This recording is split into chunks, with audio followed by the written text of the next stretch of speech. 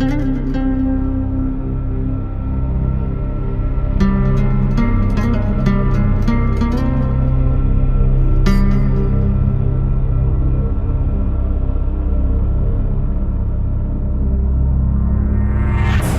the Nuremberg trials, the discovery of the concentration camps, the systematic killing of millions of Jews within them, and the inhumane methods used to carry out these atrocities left the entire world in shock, with Europeans overwhelmed by both horror and, especially in Germany, profound shame.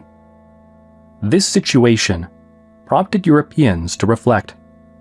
Anti-Semitism had been normalized across these countries for nearly 2,000 years. Yet, they had never imagined it could escalate to the horrific levels it eventually did. The horrors of the Holocaust, for the first time in history, as such, completely turned the tables and led to a sudden, widespread wave of sympathy for Jews and their cause in Europe, the United States, and the Soviet Union. As if the horror and shame were not enough, European countries also faced additional political upheaval. As the war ended, European colonial powers such as Great Britain, France, and the Netherlands were immediately hit by an enormous wave of independence movements across their colonies, giving rise to new nations, a wave that would last 3 decades and ultimately confine them back to the European continent. Among these global shifts was Palestine, still under British control. In Palestine, the Zionist movement, in fact, led by David Ben-Gurion, was pleading now, stronger than ever with the world, for a resolution to the Jewish question. A Jewish state had to be established, now. Unable to manage the escalating tensions and already severely weakened by decolonization, Great Britain ultimately decided to withdraw from Palestine, leaving the issue in the hands of the newly found United Nations. In 1947, after careful consideration of how to satisfy both parties, the United Nations proposed a partition of Palestine into a Jewish and an Arab state. Jerusalem, known to be a holy city for all 3 Abrahamic religions, Judaism, Christianity, and Islam, was not granted to either side, but designated as an international city to prevent massive unrest. The Jewish leadership eagerly accepted the plan. However, Arab leaders rejected it, fearing the establishment of another state on what they considered their own land. On May 14, 1948, with the expiration of the British Mandate of Palestine, emphasizing the historical connection of Jews to the land and the necessity of a homeland for the Jewish people, especially in light of the Holocaust, David Ben-Gurion declared the establishment of the State of Israel. An alliance of Arab states, Egypt, Jordan, Iraq, Yemen, Saudi Arabia, Lebanon, and Syria, joined Palestinian forces the very next day, May 15, 1948, launching an immediate attack on the small state of Israel, aiming to prevent its formation and erase its presence from the map. After 9 months of war, however, the Arab coalition, divided by differing political interests, was, against all odds, defeated. Israel successfully established itself nonetheless, conquering more land than it had been granted under the United Nations Partition Plan, including Western Jerusalem, Galilee, and parts of the Negev Desert, resulting in the displacement of 750,000 Palestinians, a refugee crisis known as the Nakba. At the end of this conflict, Jordan annexed the Palestinian West Bank, and Egypt took control of the Palestinian Gaza Strip, claiming their actions were intended to prevent further Israeli expansion into Palestinian territory.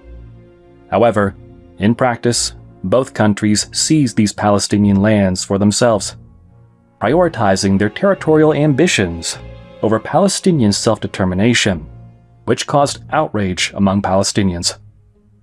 Moreover, Palestinian refugees in many Arab states were denied citizenship and access to resources to preserve the Palestinian issue as a political weapon against Israel.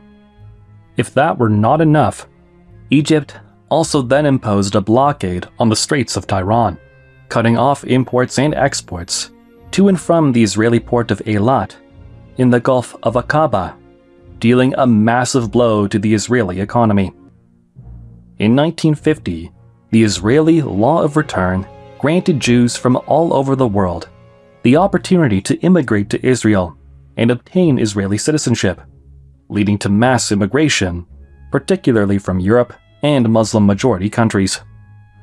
With the reparations agreement with West Germany in 1952, which provided financial support to Holocaust survivors, and thanks to remittances from Jews in the United States, Europe, and the Soviet Union, Israel also rapidly gained momentum as a developing country in the Middle East. In 1956, Egypt nationalized the Suez Canal, alarming the United Kingdom and France, as the canal was a critical waterway for European interests. At the same time, Egypt also, again, imposed a blockade on the Straits of Tiran, cutting off Israel's access to the Red Sea and its port at Eilat. This dual crisis led to an alliance between the United Kingdom, France, and Israel, resulting in a coordinated military campaign against Egypt. Israel invaded Egypt, seizing the Gaza Strip and the Sinai Peninsula, while France and the UK attempted to take control of the Suez Canal. However, international pressure from the United States and the Soviet Union forced all three nations to withdraw. By the following year, Israel returned the Sinai Peninsula and the Gaza Strip to Egypt, and Egypt reimposed the blockade on the Straits of Tiran, infuriating Israel. In the 1960s, although not officially acknowledged, an Israeli nuclear facility located in the Negev Desert, about 13 kilometers, 8 miles southeast of the city of Dimona, known as the Shimon Peres Negev Nuclear Research Center, was suspected of developing nuclear weapons. Israel had neither confirmed nor denied these allegations, but estimates suggest the country may have produced between 80 and 400 nuclear weapons to date to ensure the state's security against its neighbors. In 1967, escalating tensions between Israel and Egypt, particularly over the blockade of the Straits of Tiran, led Israel to perceive an imminent attack. Egypt had mobilized troops in the Sinai Peninsula and demanded the withdrawal of UN peacekeepers, further increasing Israeli fears. On June 5, 1967, Israel launched a preemptive strike, initiating the Six-Day War. Within hours, Israel destroyed the Egyptian Air Force and seized the Gaza Strip and the Sinai Peninsula once again. On the same day, Jordan entered the war but was swiftly defeated, resulting in Israel's capture of the West Bank and East Jerusalem. On June 9th, Syria joined the conflict, but it too was defeated, with Israel capturing the Golan Heights by June 10th. In just 6 days, Israel solidified its position as the dominant military power in the region. 3 years of war of attrition ensued between Israel and Egypt along the Suez Canal border. In 1972, during the Munich Olympic Games in Germany, a terrorist attack carried out by the Palestinian group Black September resulted in the death of 11 Israeli athletes, drawing global attention to the Palestinian cause.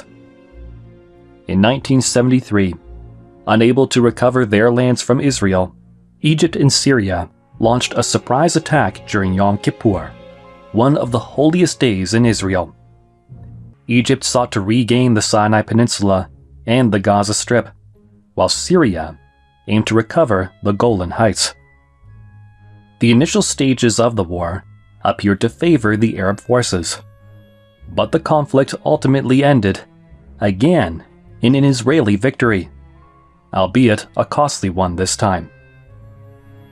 The Yom Kippur War for the first time exposed Israeli vulnerabilities, and ultimately led to the Camp David Accords of 1978, brokered by the United States. These negotiations resulted in the first Arab-Israeli peace treaty between Egypt and Israel. As part of the agreement, Israel committed to returning the Sinai Peninsula to Egypt by 1982. In exchange, Egypt became the first Arab and Muslim-majority country to formally recognize Israel. This marked a significant political shift in the region, as Egypt distanced itself from other Arab nations, which made Palestinians begin feeling abandoned and marginalized. While Egypt, Israel's main enemy at the time, effectively ended its hostility with Israel through this treaty, another country, Iran, a Shia Muslim majority nation, initially supportive of Israel's existence and informally cooperating with Israel, particularly against shared concerns over Sunni Arab nationalism, underwent a sudden and dramatic political shift almost overnight. In 1979, Iran experienced a massive political upheaval, culminating in the Iranian Revolution, a turning point that completely reversed its stance on Israel. Once a quasi-informal ally of Israel, Iran abruptly became its most vocal enemy, openly calling for the total annihilation of the Zionist regime, its supporters, and its Western allies, particularly the United States. But that wasn't all. Iran also began openly threatening certain Sunni-led regimes, especially Saudi Arabia, sparking terror throughout the Middle East. To further its goal of opposing Israel, Iran actively supported the Palestinian cause and began funding armed militia groups in the region. This included backing Hezbollah in southern Lebanon from the early 1980s, the Palestinian Islamic Jihad from 1981, and Hamas from 1987. Beyond this, Iran extended its support to militant groups across the Middle East, aiming to destabilize Sunni-led regimes and expand its influence. For the first time in history, the political context created by the Iranian Revolution forced Sunni Arab nations to pause and reflect. What must we do now to prevent our governments from being destabilized by Iran? And they came to realize that, while they deeply despised Israel's existence right next to them, Iran's growing hostility, in reality, posed an even greater threat to their national security. Although Israel remained their primary target of animosity, of course, Iran's actions gradually led some Arab nations to reconsider their stance in ways that would have been unthinkable just a few years earlier.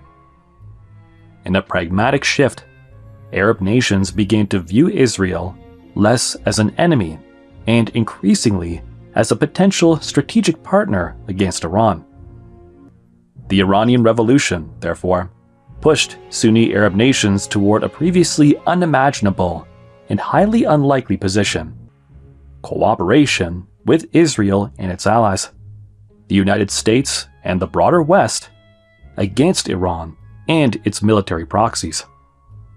As a result of this political realignment, the urgency to resolve the Palestinian issue, the cause that had once united much of the Arab world against Israel, steadily diminished as a priority for many Arab nations.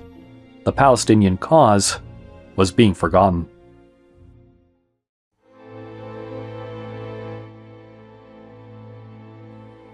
The growing marginalization of the Palestinian cause, which began with the peace treaty between Egypt and Israel in 1978, and was further exacerbated by the Iranian Revolution of 1979, led to a series of increasingly large-scale attacks by Palestinian militants. These attacks, marked by increasingly dangerous and desperate measures, aimed to draw global attention and re-engage the Sunni Arab world against Israel. On March 11, 1978, this tension culminated in the infamous Tel Aviv Coastal Road Massacre, in which militants hijacked a bus, killed 38 civilians, and wounding 76 more. Upon inspection, the perpetrators were discovered to be members of the Palestine Liberation Organization, PLO, founded in 1964 and led by Yasser Arafat, operating from bases in southern Lebanon. In response, 3 days later, Israel launched a major military operation known as Operation Litani, targeting PLO positions in southern Lebanon. The operation, conducted in cooperation with Christian Lebanese militias, aimed to drive the PLO away from Israel's northern border, and while it significantly disrupted PLO activities, the operation also caused the displacement of approximately 250,000 Lebanese civilians. In 1980, Israel also declared unified Jerusalem its capital, sparking global condemnation. A few years later, a series of attacks originating from PLO bases in southern Lebanon, along with the attempted assassination of Israel's ambassador to the United Kingdom in 1982 by PLO affiliates, prompted Israel to launch a large-scale invasion of Lebanon. This conflict, known as the 1982 Lebanon War, forced the PLO to relocate its leadership and operations to Tunisia. However, the power vacuum left in southern Lebanon by the PLO's departure facilitated the rise of Hezbollah, a Shia militant group backed by Iran. Hezbollah soon began engaging in guerrilla warfare against Israeli forces, prolonging Israel's presence in southern Lebanon until the year 2000, when Israel withdrew its forces after nearly 18 years of conflict. During the Lebanon War, Israel's global reputation suffered significantly due to the Sabra and Shatila massacre, in which Lebanese Christian militias, backed by Israel, killed up to 3,000 civilians. During the Lebanon War, Palestinians grew more desperate than ever. Massive demonstrations erupted, with children throwing rocks at Israeli soldiers, widespread riots, boycotts, vandalism, assassinations, and bombings increasingly spiraling out of control. The first Intifada began in 1987, and the Israeli response was terribly harsh. The Palestinian people had reached a breaking point, demanding an immediate solution. In 1987, Hamas emerged in Gaza as a violent response to the Palestinian cause, positioning itself as a rival to the PLO, but with a far more aggressive rhetoric. It called for the complete annihilation of Israel and the establishment of an Islamic state in Palestine. Observing this, the PLO, operating from North Africa and alarmed by the possibility that Hamas could push the Palestinian people toward greater violence and potential self-destruction against Israel, moved urgently to prevent it. Desperate to maintain its influence and find a peaceful alternative before it was too late, the PLO pursued a diplomatic solution. In 1988, Yasser Arafat officially declared the establishment of the State of Palestine from Algiers, Algeria, a move swiftly recognized by over 100 countries. While the First Intifada was raging, and the PLO and Hamas represented the two possibilities on how to address the Israeli-Palestinian conflict, either with diplomacy or violence, the United States managed to bring Israel and the Arab states together at the Madrid Conference in Spain in 1991. This historic meeting paved the way for the Oslo Accords in 1993, where a long-awaited diplomatic breakthrough was finally achieved. A two-state solution, an Israeli and a Palestinian state. Negotiated secretly between Israel and the PLO, the Accords led to the creation of the Palestinian Authority, PA, the State of Palestine, with governance over territories in the Gaza Strip and parts of the West Bank. The PLO formally recognized Israel, and Israel, in turn, recognized the PLO as the legitimate representative of the Palestinian people. The West Bank, though, to be clear, was not entirely given under Palestinian control. The Oslo Accords, in fact, divided the territory into 3 administrative zones. Area A, under full Palestinian civil and security control, including major cities like Ramallah and Nablus. Area B, under Palestinian civil control, but shared Israeli-Palestinian security oversight. Area C, under full Israeli control, encompassing settlements, military zones, and much of the rural West Bank. To move between these zones, Palestinians often required permits, faced restrictions at military checkpoints, and encountered delays due to Israeli security measures. This fragmented system limited Palestinian autonomy and created significant logistical and economic challenges for daily life. This system made daily life in the West Bank deeply frustrating for Palestinians. Some segments of the Israeli population were not happy either. For example, in 1994, an Israeli extremist carried out a killing spree in a mosque in Hebron, West Bank, murdering 29 people. The following year, in 1995, Israeli Prime Minister Yitzhak Rabin was assassinated by an Israeli extremist for his efforts to advance the peace process. Additionally, some Israeli settlers continued to establish settlements in the West Bank, despite such actions being prohibited, further exacerbating tensions and harming the Palestinian population. In an effort to bring a new diplomatic solution to the table, US President Bill Clinton convened the Camp David Summit in 2000, bringing Israeli Prime Minister Ehud Barak and Palestinian leader Yasser Arafat together for negotiations. However, several major issues remained unresolved. The two sides could not agree how to share the city of Jerusalem, with both claiming sovereignty over the Temple Mount al-Haram al-Sharif. Israel rejected the right of return for millions of Palestinian refugees, but proposed limited reparation, which Palestinians deemed insufficient. Israel refused to fully return to the 1967 borders, instead proposing land swaps to annex major West Bank settlements. Additionally, while Arafat publicly discouraged violence during the talks, sporadic Palestinian attacks continued, and Israel responded with military force, further eroding trust between the two sides. The talks ultimately failed, with both leaders blaming each other for the collapse, leaving Palestinians and Israelis disillusioned about the prospect of peace. Tensions escalated further in September 2000, when Israeli opposition leader Ariel Sharon visited the Temple Mount al-Haram al-Sharif, a site of immense religious significance to both Muslims and Jews. The visit, widely seen by Palestinians as a provocation, triggered the Second Intifada.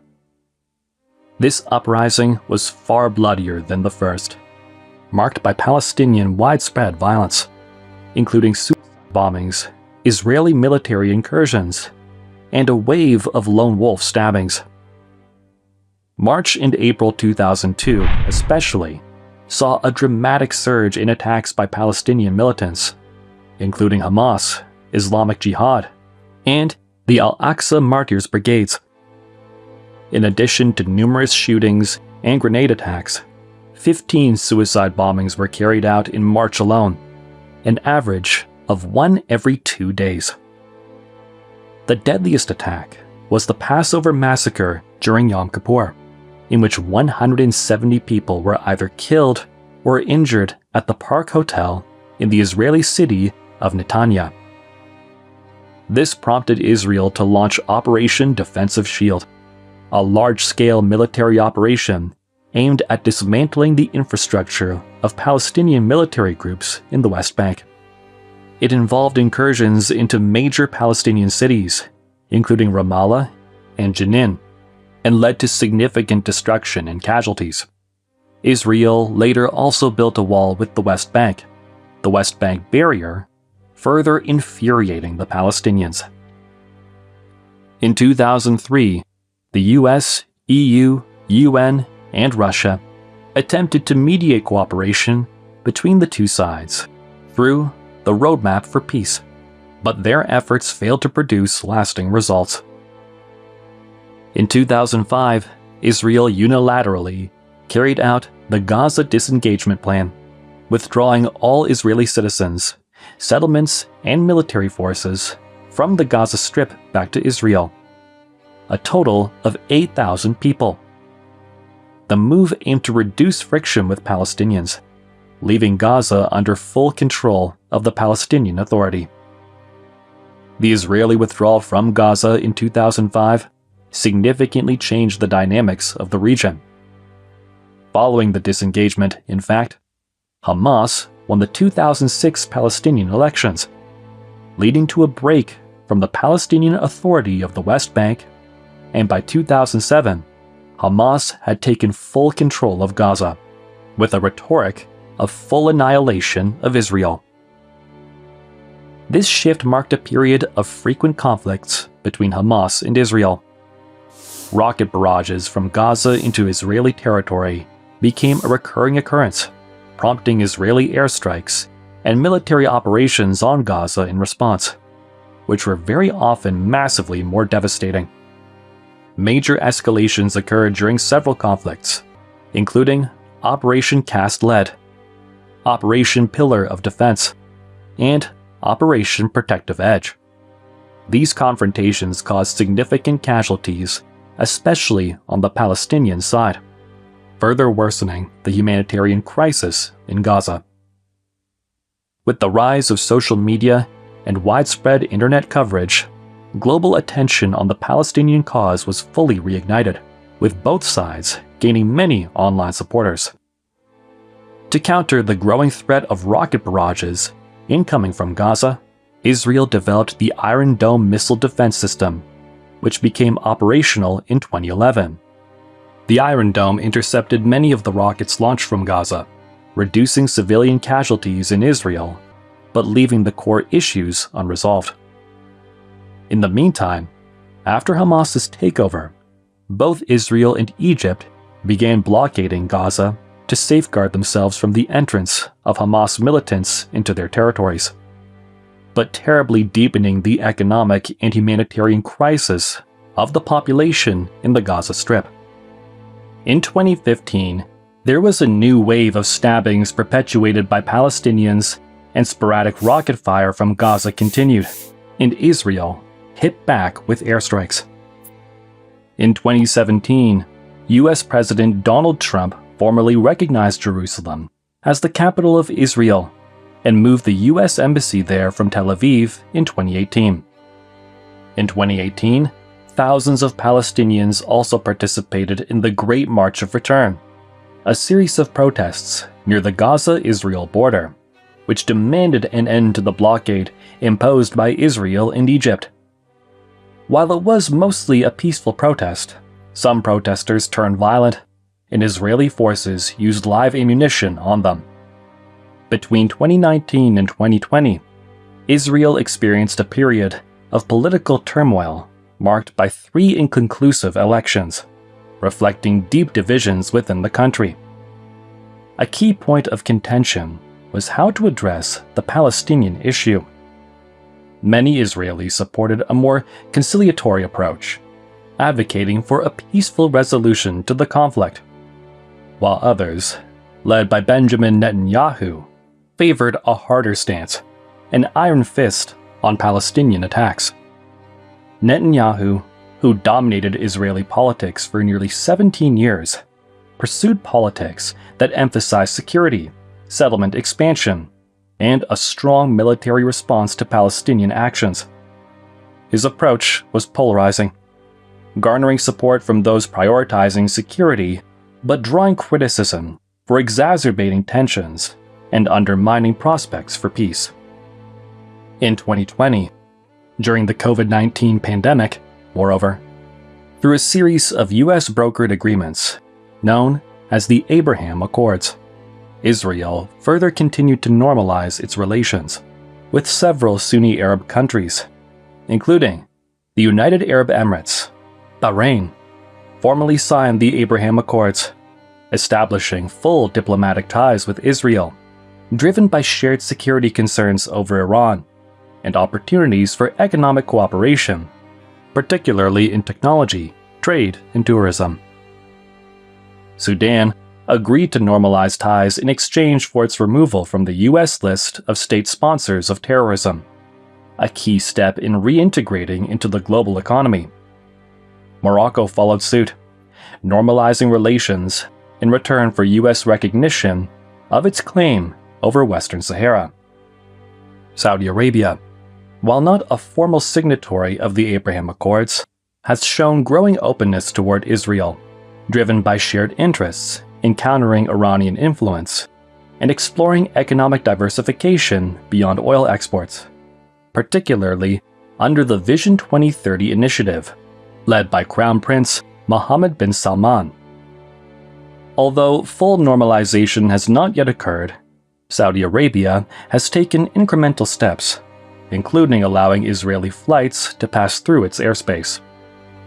The Abrahamic Accords and the evolving ties between Arab states and Israel marked a shift in regional priorities. Economic and security concerns among Arab states have increasingly taken precedence over the Palestinian issue, with the Palestinian cause gradually being sidelined in favor of broader national interests. Between 2021 and 2022, Israeli politics remained turbulent, with repeated elections and political instability. In the meantime, tensions escalated dramatically, marked by ongoing violence in Jerusalem, Israeli military incursions into the West Bank in response to attacks, and missile barrages from Gaza. The 11-day conflict in May 2021 saw Israel airstrikes and rocket fire from Gaza, resulting in the deaths of over 250 Palestinians and 13 Israelis, further intensifying pressure within Israeli society and deepening divisions over how to address the ongoing conflict.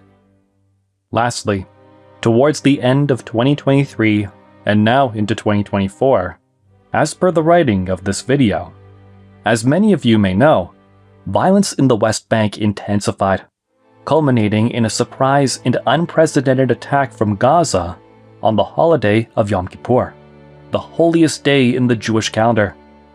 Hamas militants infiltrated Israeli territory, killing over 1,000 Israelis and taking numerous hostages. The attack was a profound shock to Israel, prompting an immediate and severe response under Prime Minister Benjamin Netanyahu. Israel launched a massive military operation in Gaza, involving relentless airstrikes, the deployment of hundreds of thousands of troops, and the systematic flooding of Hamas's extensive tunnel networks, crippling its infrastructure. The humanitarian toll in Gaza was devastating, with over 50,000 deaths, more than 110,000 wounded, and nearly 2 million Palestinians displaced. Meanwhile, tensions quickly escalated across the region, as Hezbollah also launched rocket attacks from Lebanon, prompting Israeli strikes on southern Lebanon and key Hezbollah positions. Simultaneously, Israel also faced a series of missile barrages from Iran, believed to be launched in support of Hamas and Hezbollah. Thanks to the Iron Dome and David Sling defense systems, these missiles were intercepted, preventing casualties and damage in Israel. The situation further extended to Yemen, where the Houthis, backed by Iran, launched missile and drone strikes, targeting Israel and allied interests. In a remarkable display of regional cooperation, Saudi Arabia and Jordan provided intelligence and logistical support to Israel, assisting in countering Houthi and Iranian threats. The Israeli intelligence force, the Mossad, played a pivotal role during this period, conducting a high-profile assassination of a senior Iranian Revolutionary Guard Corps commander in Iran, who was allegedly coordinating regional attacks against Israel. Within days, the Mossad also carried out a series of operations in Lebanon, eliminating all key Hezbollah leaders, significantly weakening the group's command structure.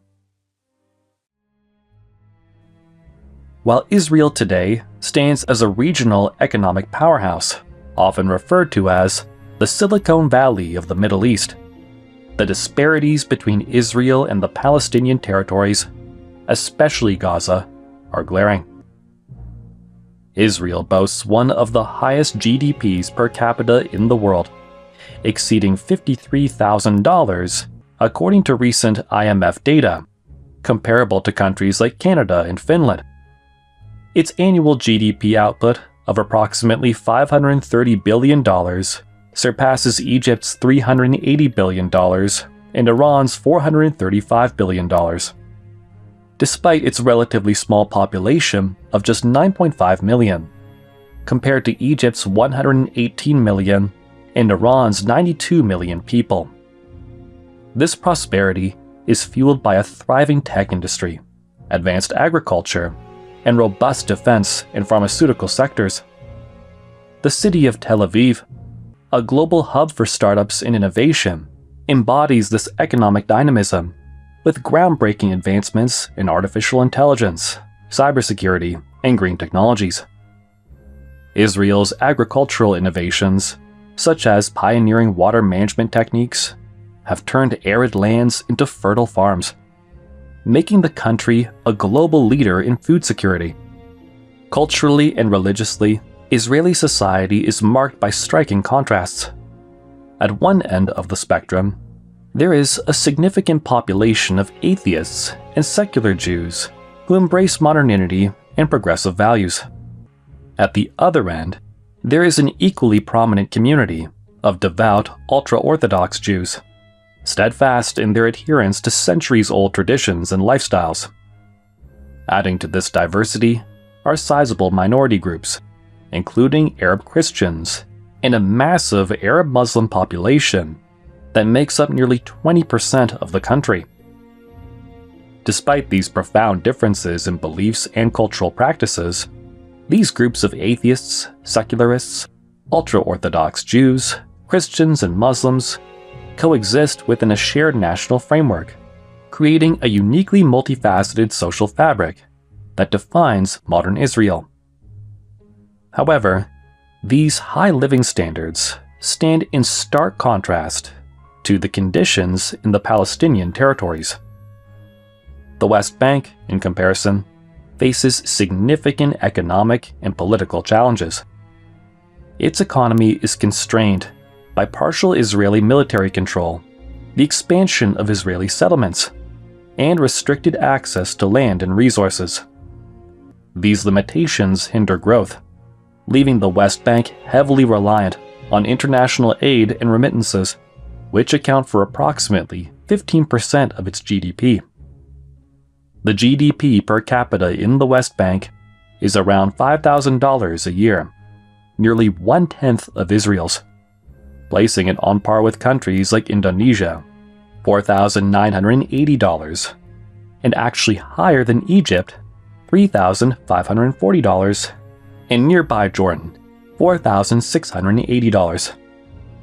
Unemployment hovers around 14 to 15%, and nearly 20% of the population lives below the poverty line.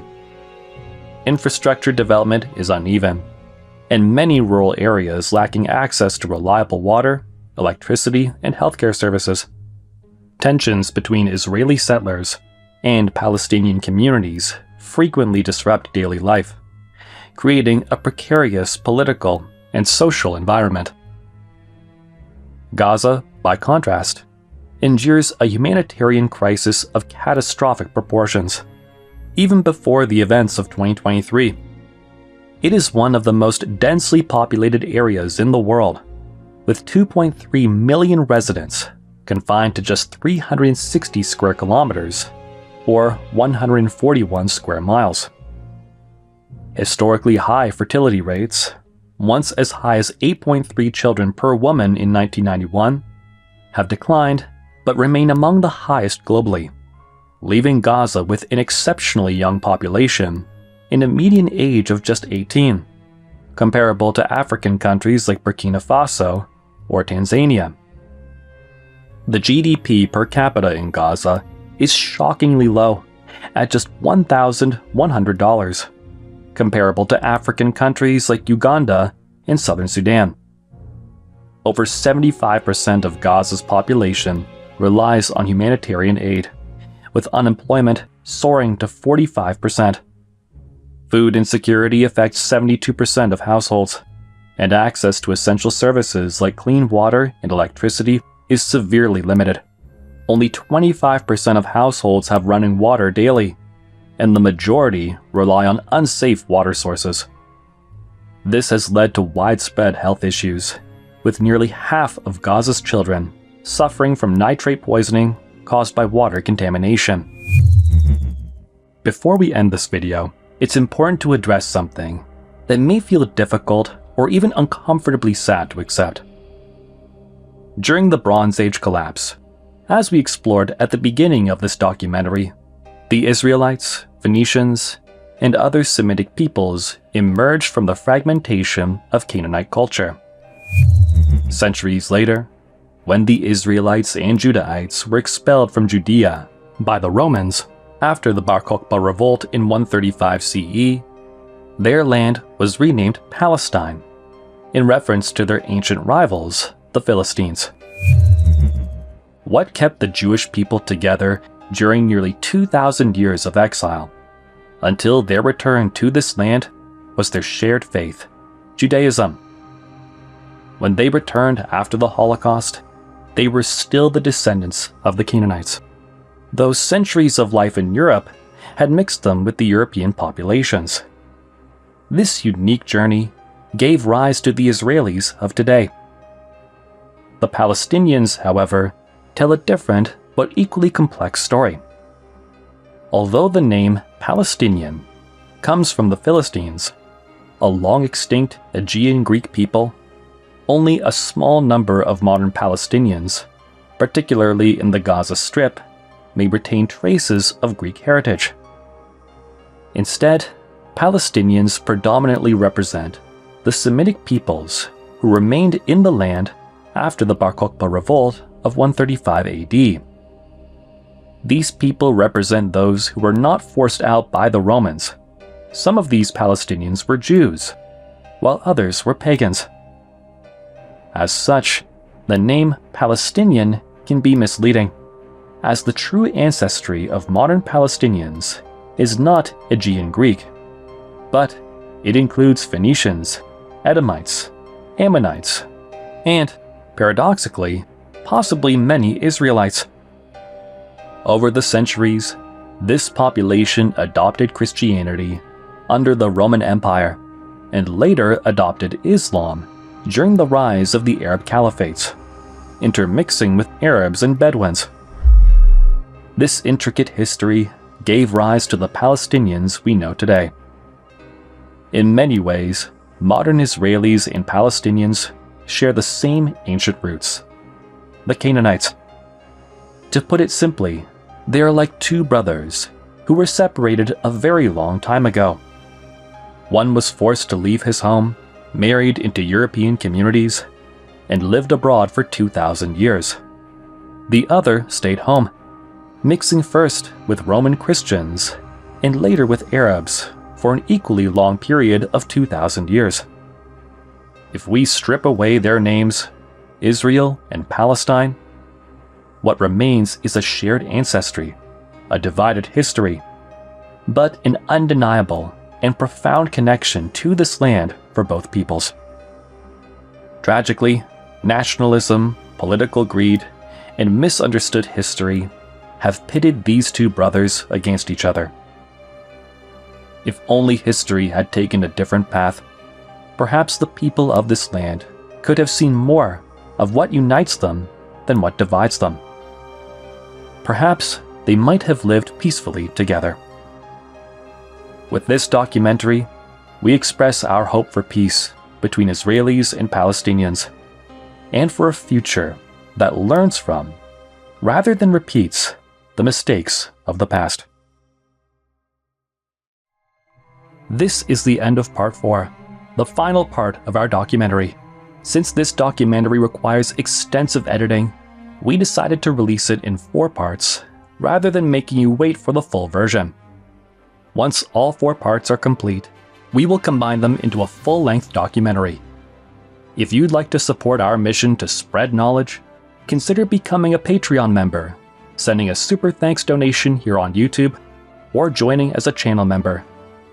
Please do not donate through Apple Pay, as Apple will take a 30% cut. Your support helps us speed up video production and expand to more languages worldwide, such as Spanish, French, German, Italian, Brazilian Portuguese, Indonesian, Hindi, and much more, reaching an even broader audience. Thank you very much for waiting. We hope you've learned something new today. Have a great day.